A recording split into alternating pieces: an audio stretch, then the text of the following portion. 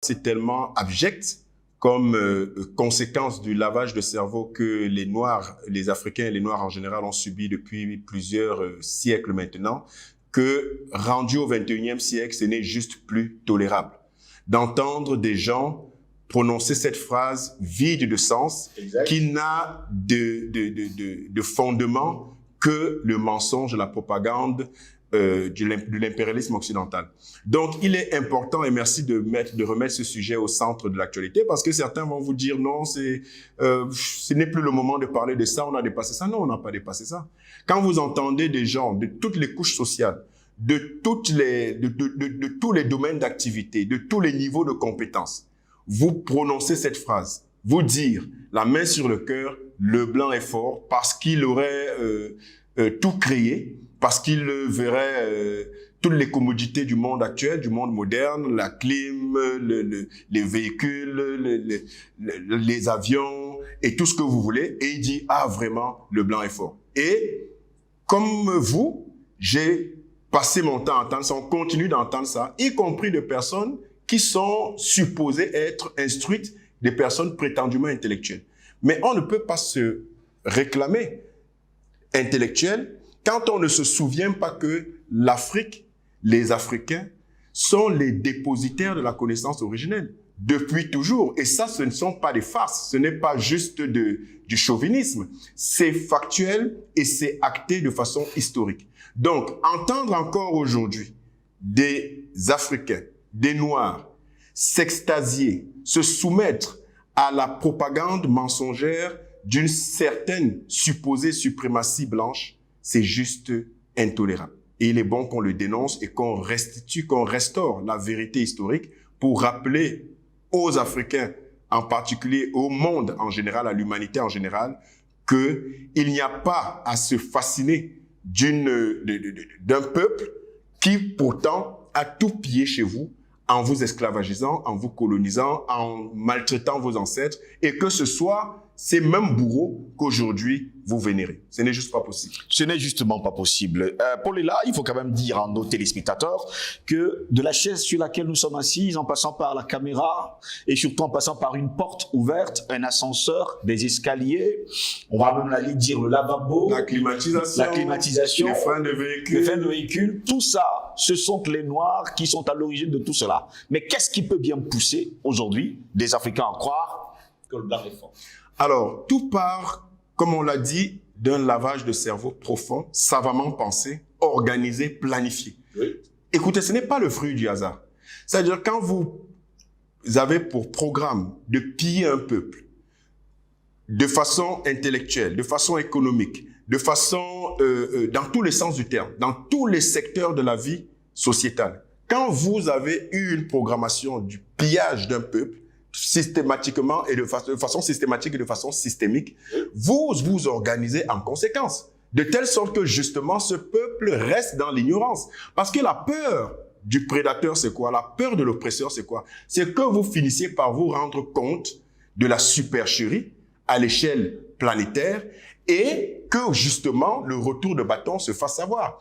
Aujourd'hui, quand on dit que le blanc est fort, mais en réalité, c'est parce que depuis l'enfance, dès le bas âge, les programmes éducatifs, les systèmes éducatifs, les programmes académiques ont été pensés, conçus et organisés pour garder les Africains et les Noirs en général dans la soumission et la fallacieuse idée selon laquelle ils étaient inférieurs.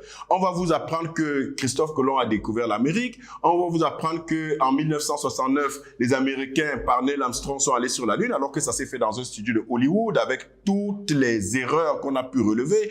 On va vous apprendre que en réalité, notre histoire ne commence que l'histoire des Noirs commence avec la colonisation et l'esclavage. Et je peux vous dire à quel point c'est affligeant. Parce que j'ai échangé et je continue d'échanger avec des gens supposés des éminences grises parce qu'ils auraient des doctorats, ils seraient professeurs ici à gauche, à droite. Mais ils vous disent les yeux dans les yeux, sans cligner des yeux, avec toute la sérénité du monde, que l'histoire de l'Afrique commence avec l'esclavage et qu'avant ça, il n'y avait rien. Vous vous rendez compte? Et ce sont ces gens qui enseignent dans nos universités, dans nos écoles, mais c'est extrêmement grave.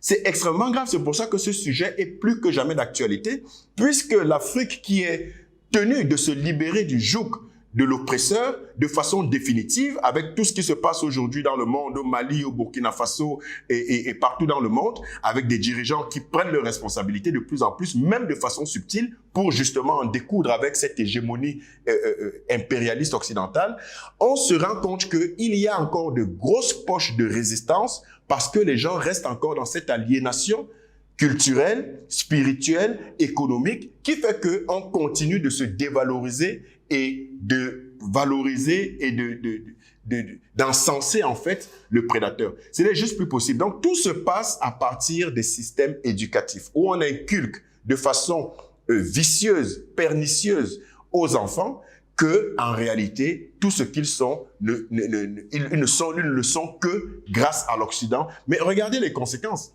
Quand vous voyez des gens qui sont prêts à aller mourir dans la Méditerranée pour traverser et se rendre en Occident, mais ils ignorent que 80 à 90% des Africains qui s'y trouvent ne vivent pas dans un Eldorado, c'est-à-dire que ne sont pas dans les meilleures conditions du monde. Il y a à peine 10% d'Africains qui se sont déportés volontairement pour l'Occident en se disant que c'était un Eldorado et qui s'en sortent. Il y a une infime partie de personnes qui s'en sortent là-bas parce que justement, c'est tout sauf un Eldorado. Mais qu'est-ce qui se passe? Comme la propagande médiatique et le lavage de cerveau continue après l'école primaire et les programmes académiques, continue avec les politiques occidentaux et les médias occidentaux, on vous présente un Occident qui est prospère, qui est riche, qui offre toutes les convivialités, toutes les commodités modernes. Et on vous présente parallèlement une Afrique qui se meurt, qui est dans la misère, qui est pauvre, alors que tout cela participe d'un plan machiavélique pour justement créer dans les esprits des Africains et des populations occidentales ce déséquilibre justement pour faire croire qu'il y a des peuples qui soient inférieurs que d'autres. La notion d'infériorité a été légitimée par des attardés mentaux tels qu'Arthur de Gobineau et bien d'autres, Victor Hugo, Victor Schœlcher, Jules Ferry, qui est le principal artisan des contenus académiques et scolaires dans les pays africains. Je vous rappelle que Jules Ferry était et qui présentait comme celui qui a libéralisé l'accès à l'éducation en France et qu'il était l'un des principaux laudateurs de la colonisation. Il a même un discours qu'on peut retrouver sur Internet où il défend, un discours à l'Assemblée nationale française, où il défend la colonisation et présente ses bienfaits. Et c'est ainsi que nos étudiants, nos élèves vont être soumis justement à cette pensée unique, pour ne pas dire inique occidentale, qui vise justement à se prévaloir d'une certaine supériorité. Et donc, il faut totalement déconstruire et faire une refonte complète de nos systèmes éducatifs pour que dès le bas âge, nos petits Africains soient au fait de ce qu'ils ne doivent absolument rien, même pas la moindre reconnaissance à l'Occident. Bien au contraire, ils ont été pillés, spoliés et continuent de l'être depuis leurs ancêtres.